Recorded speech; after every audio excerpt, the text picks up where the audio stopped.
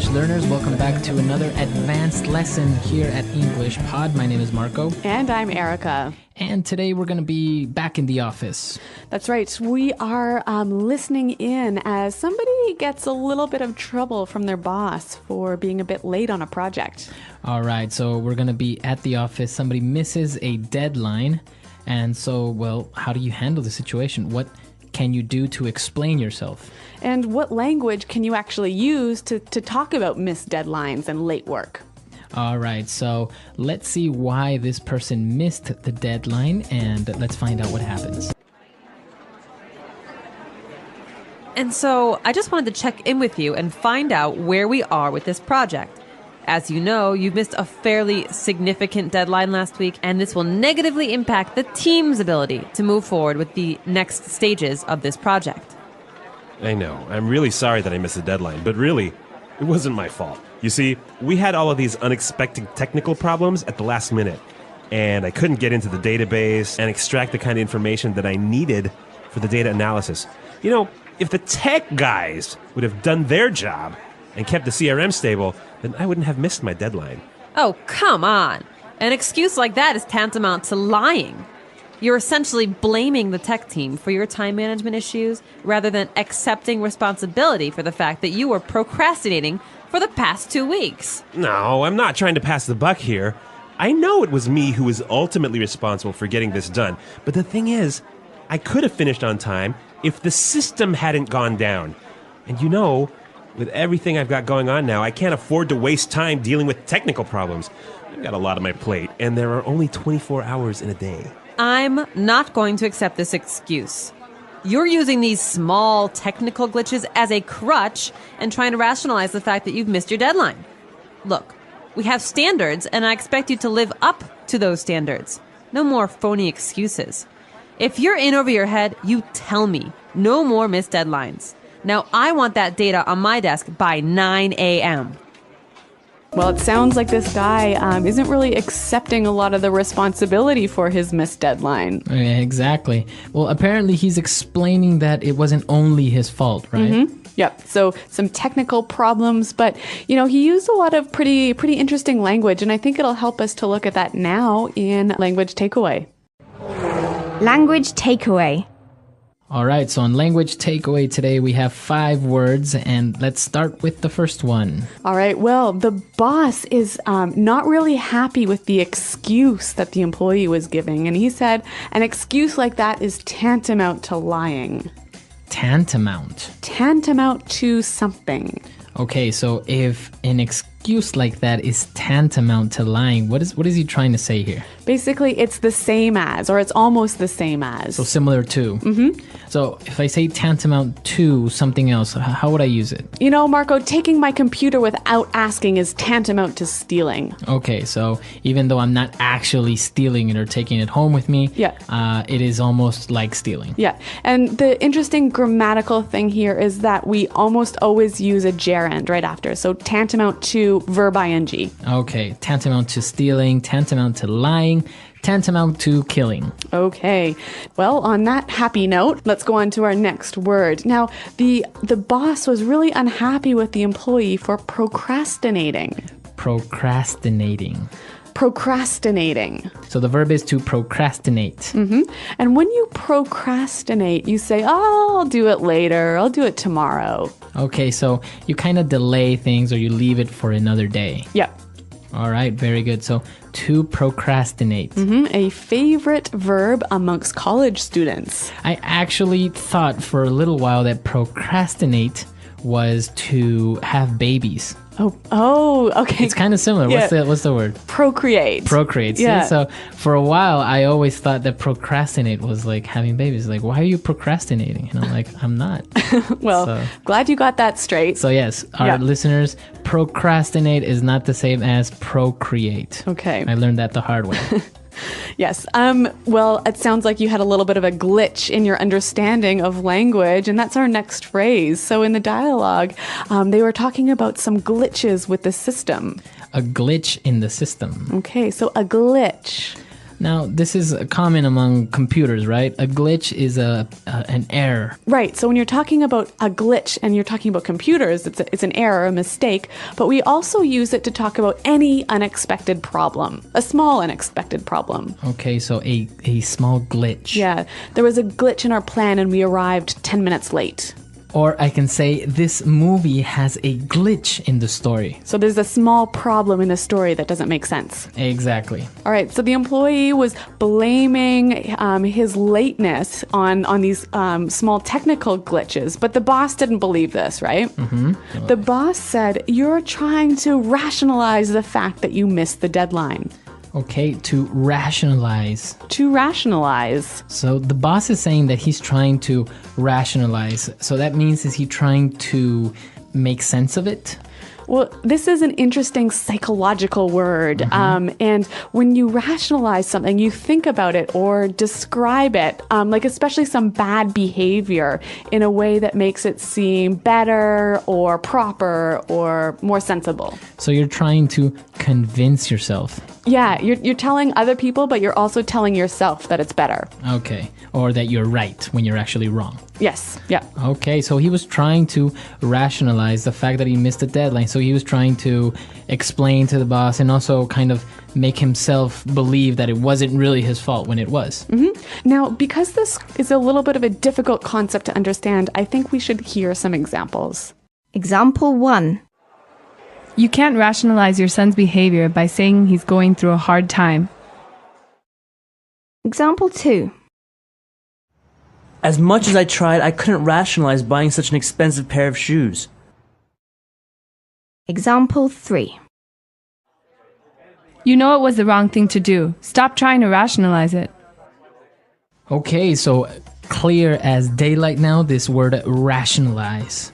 All right, and our final word. So the boss really wasn't happy with these excuses, and he said, "No more phony excuses." Okay, phony. Phony. Phony, phony. So phony is basically false or fake.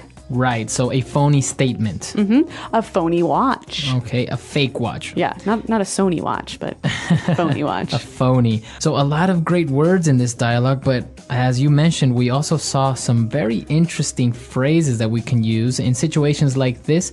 So why don't we start now with Fluency Builder? Fluency Builder. Well, you know, one of the interesting things about English is that we have a lot of ways to make things sound more direct, less direct, harder or softer. And in this dialogue, there were a few examples of how we use softening words to do the opposite, to actually make it a little strong. Okay, so why don't we start with the first paragraph? In the first part of the dialogue, he said you missed a fairly significant deadline. A fairly significant deadline. Now, this word fairly. Kind of, sort of. So it's not very significant, it's kind of significant. Yeah. But in this context, when the person is saying it, it just sounds a little bit softer, but your understanding is... It's a very important deadline. Okay, a very important deadline. So another similar example of this is the boss was saying, "You're essentially blaming the tech team." Okay, you're essentially blaming. So essentially is like basically or pretty much. So it sounds a little softer, but what he's actually really saying is, you're doing this. Right. So instead of saying you're blaming the tech team, he adds this word essentially to kind of say, well, basically you're saying it's their fault. Yeah. But the context, or you understand that it's actually very direct, and he's saying it's your fault. Yeah. So he's saying you're almost blaming the tech team, but what he means is you're blaming the tech team. Mm-hmm. Now, our third phrase is very interesting because it's kind of like a saying. That's right. So the employee says, "I'm not trying to pass the buck here." I'm not trying to pass the buck here. I'm not trying to pass the buck. Now, what's the buck? $1 bill. $1 bill. So we understand that he's saying, I'm not trying to blame somebody else or pass the blame on to someone else. Mm-hmm. But you can think about it like this. Like, imagine he had some fake or phony money, right? Mm-hmm. And he wants to pass that on to the next person so he doesn't get in trouble. Okay. So I'm not trying to pass the buck. I'm not trying to pass the blame, put the responsibility on someone else. Very good. But you know what? You know what he really means here? What? I am trying to do this. Because he knew, he knew that it was a fake dollar bill. Yeah, right? yeah. Okay. Yeah. Now, the fourth one is interesting as well because it's kind of like a metaphor. Mm-hmm. The boss said, you're using these small technical glitches as a crutch. So using something as a crutch. Now, the crutch is a... You know when you break your leg, you use those wooden or metal sticks to walk with? Okay, to help you walk. Yeah. So the boss is basically saying you're using these technical glitches as an excuse or as an aid to why you missed the deadline. Yeah, so if you think about it like this, some people might say, okay, if you walk with a crutch, then you won't succeed, right? Because whatever. So this employee is basically saying, yes, I know that I should meet deadlines, but these problems, these glitches are like my crutch that make me not succeed. Okay, so he's trying to just make excuses, basically.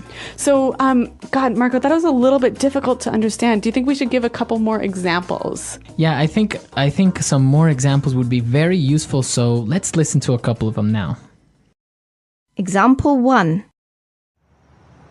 I realized that I was using alcohol as a crutch to get through the day. Example 2. I think Bill's very capable of being successful, but he uses his disability as a crutch. Example 3. Stop using your weight as a crutch. Just because you're a bit fat doesn't mean you can't get a great job. All right, so a lot of great phrases, great words, and well, I think it's time for us to listen to this dialogue for the last time, and then we'll come back and talk about this aspect of meeting deadlines. And so I just wanted to check in with you and find out where we are with this project. As you know, you missed a fairly significant deadline last week, and this will negatively impact the team's ability to move forward with the next stages of this project. I know. I'm really sorry that I missed the deadline, but really, it wasn't my fault. You see, we had all of these unexpected technical problems at the last minute, and I couldn't get into the database and extract the kind of information that I needed for the data analysis. You know, if the tech guys would have done their job and kept the CRM stable, then I wouldn't have missed my deadline. Oh, come on. An excuse like that is tantamount to lying. You're essentially blaming the tech team for your time management issues rather than accepting responsibility for the fact that you were procrastinating for the past 2 weeks. No, I'm not trying to pass the buck here. I know it was me who was ultimately responsible for getting this done, but the thing is, I could have finished on time if the system hadn't gone down.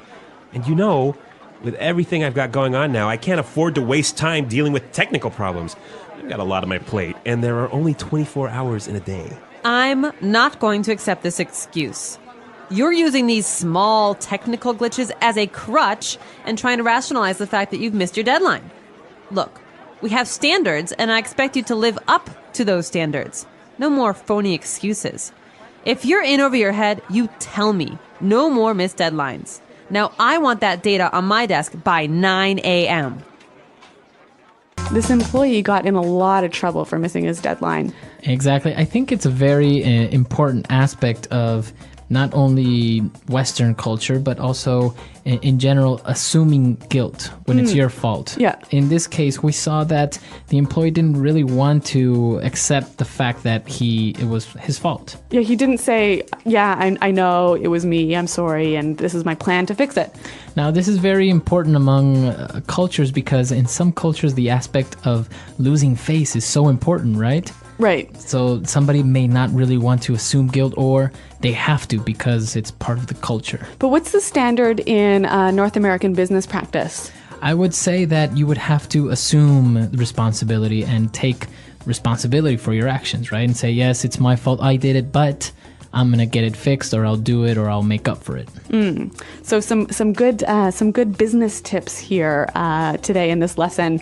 Now, remember, if you have any questions about the language or want to tell us a little bit about how you assume responsibility in your culture, visit our website at englishpod.com. Right, we're always there to help you out, and until next time.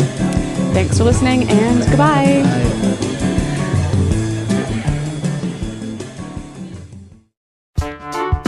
The English Pod Audio Review. Listen to the meaning, Then say the vocabulary word.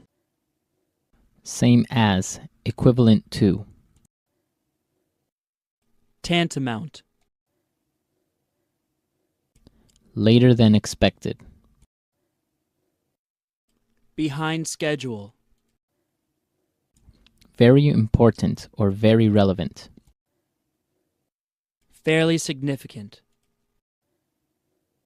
The action of delaying one's work. Procrastination. In essence, basically. Essentially. To create an untrue story. Fabricate. Used to indicate you justify failure with excuses. As a crutch. To give the reasons why you did something wrong. Justify. To explain bad behavior in a way that falsely makes it seem proper or better. Rationalize. The quality of being late often. Tardiness. To have an effect on something. Impact. Continue, go on. Move forward. Coming without warning. Unexpected. At the last moment. Last minute. Leave tasks or duties for a later time. Procrastinate. Blame someone else. Pass on the responsibility. Pass the buck. At last, in the end, eventually. Ultimately. Another way of saying I have many things to do. On my plate. Not true, fake or false. Phony. Too much to handle. In over your head. Let's try that faster. To give the reasons why you did something wrong. Justify. Too much to handle. In over your head. Later than expected. Behind schedule. Another way of saying I have many things to do. On my plate. To explain bad behavior in a way that falsely makes it seem proper or better. Rationalize. Leave tasks or duties for a later time. Procrastinate. Not true, fake or false. Phony. Same as, equivalent to. Tantamount. At last, in the end, eventually. Ultimately. Very important or very relevant. Fairly significant. The action of delaying one's work. Procrastination. At the last moment. Last minute. To have an effect on something. Impact. In essence, basically. Essentially.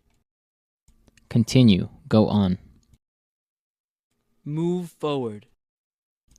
Used to indicate you justify failure with excuses. As a crutch. Coming without warning. Unexpected.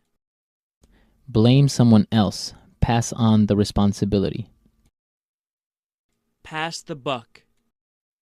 The quality of being late often. Tardiness.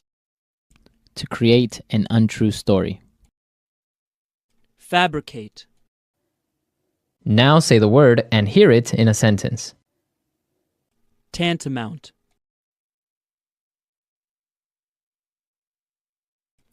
Not telling me everything is tantamount to lying. Tantamount.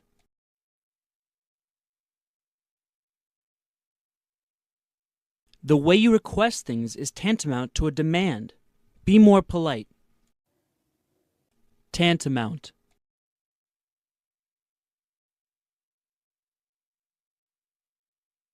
The president's words were so harsh that they were tantamount to a declaration of war. Fairly significant.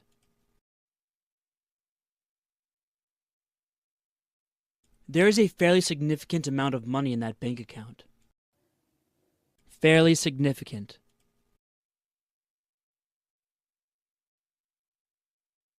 There is a fairly significant chance that you will get the scholarship.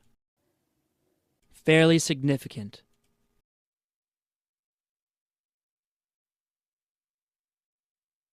The president talked about how fairly significant economic growth is expected this year. Essentially.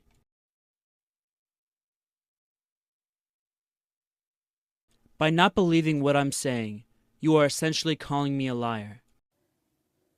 Essentially.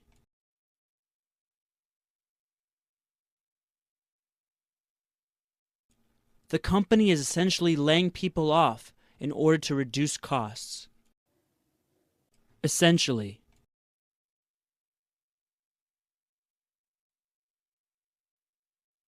Carl essentially told his boss that if he doesn't get a raise, he's going to quit. As a crutch.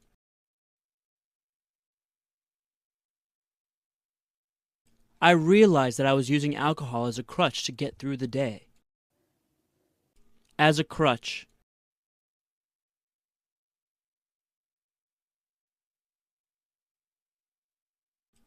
I think Bill's very capable of being successful, but he uses his disability as a crutch. As a crutch.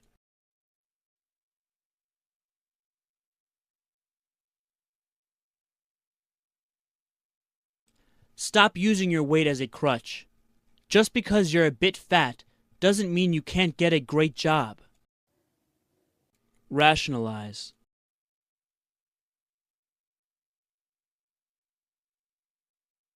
You can't rationalize your son's behavior by saying he's going through a hard time. Rationalize.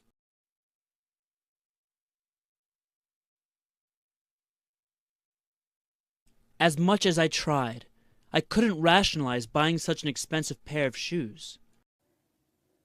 Rationalize.